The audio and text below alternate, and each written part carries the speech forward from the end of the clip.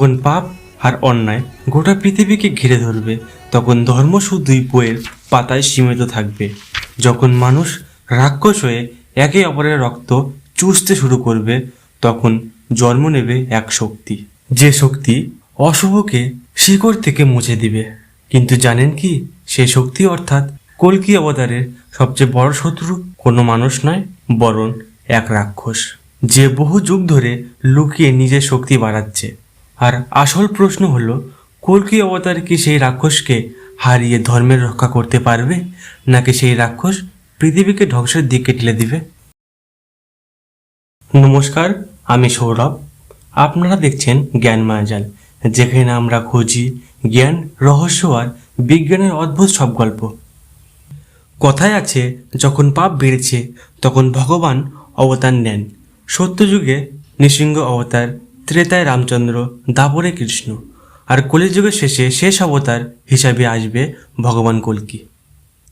শ্রীকৃষ্ণ নিজেই গীতাতে বলেছিল এই শ্লোকটি, यदा यदा हि धर्मस्य ग्लानिर्भवति भारत अभ्युत्थानमधर्मस्य तदात्मानं सृजाम्यहम्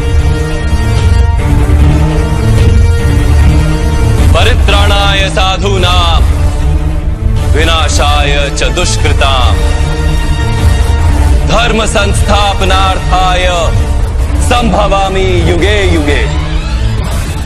যখন যখন এই পৃথিবীতে ধর্মের হানি ঘটে আর অন্যায় আর পাপ সীমা ছাড়িয়ে যায়, তখন ঈশ্বর নিজেই অবতার নেন। কিন্তু কল্কি এই অবতার নেওয়া মোটেই সহজ হবে না, কারণ এইবার শুধুই রাক্ষস নয়, প্রকাশ পাবে কলি রাক্ষস, যার শক্তি হবে অকল্পনীয়। পুরাণ অনুসারে যখন ব্রাহ্মণ নিজের ধর্ম ছেড়ে দেবে, যখন মহারাজ মহারাজা স্বার্থপর ও নিষ্ঠুর হয়ে পড়বে, যখন সাধারণ মানুষ লোভ আর পাপে ডুবে যাবে, তখনই সেই রাক্ষস আসবে। এবার একটু চোখ বন্ধ করে ভাবুন তো, অন্ধকার গুহা, চারদিকে আগুনের ঝলকানি, ওষুধের রক্ত, ঔষধ শক্তি নিয়ে তৈরি হয়েছে এই ভয়ঙ্কর দানব।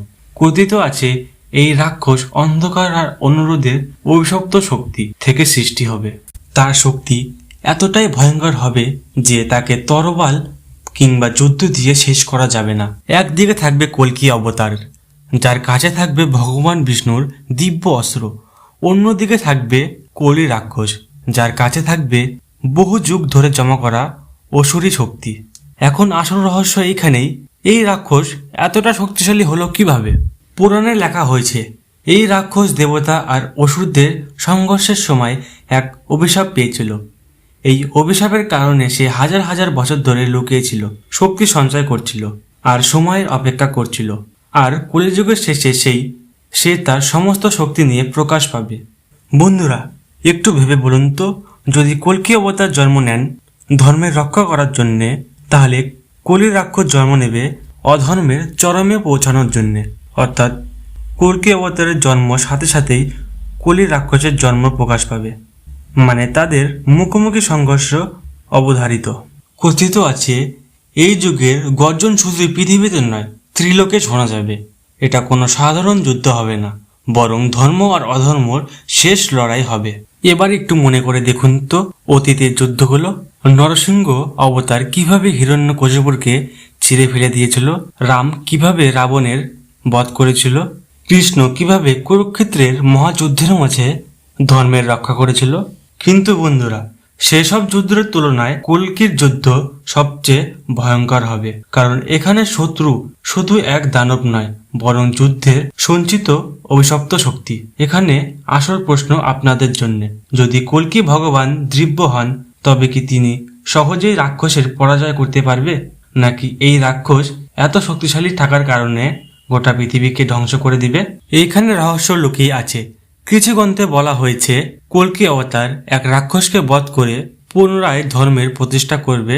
আবার কিছু গ্রন্থে বলা হয়েছে আসল যুদ্ধ এতটাই ভয়ঙ্কর হবে যে গোটা পৃথিবী ধ্বংস হয়ে যাবে এবং নতুন একটি যুগের সূচনা হবে। এবার আপনারা ভেবে বলুন তো, আমরা কি আজকের পৃথিবীকে নিজের পাপ আর অন্যায় দিয়ে সেই রাক্ষসকে শক্তিশালী করে তুলছি না? তাহলে কি কল্কির যুদ্ধ শুধুই ভবিষ্যৎ নয়, আমাদের বর্তমানের প্রতিফল? বন্ধুরা, এই গল্প শুধুই ধর্ম নয়, এটা মানবতারও গল্প। প্রশ্ন এটা নয় যে কল্কি অবতার আসবে কি আসবে না, প্রশ্ন এটাই যখন তিনি আসবে তখন আমরা পাপ আর অন্যায় এতটাই ডুবে যাব তাকে আমরা চিনতেই পারবো না। এইবার আপনারা বলুন তো, আপনারা কি চান আমি পরের বার কল্কি অবতার আর করি রাক্ষসের মধ্যে যে ভীষণ যুদ্ধ, সেই যুদ্ধ নিয়ে কি আপনাদের সামনে একটা ভিডিও তুলে ধরবো? আজকের জন্য এটুকুই, দেখা হবে নেক্সট কোনো ভিডিওতে।